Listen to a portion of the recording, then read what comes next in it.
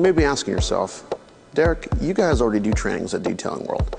What's the difference between this class and the normal ones we do during the week?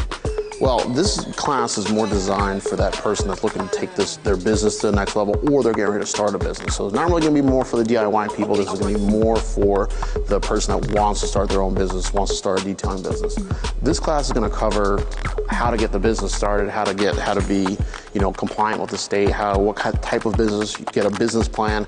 Am I going to be a shop? Am I going to be a mobile detail? Like, how am I going to do this? What kind of insurance do I need? So we're going to cover a lot of things that the normal DIY customer is not going to really need to care about because they're trying to take care of their own car.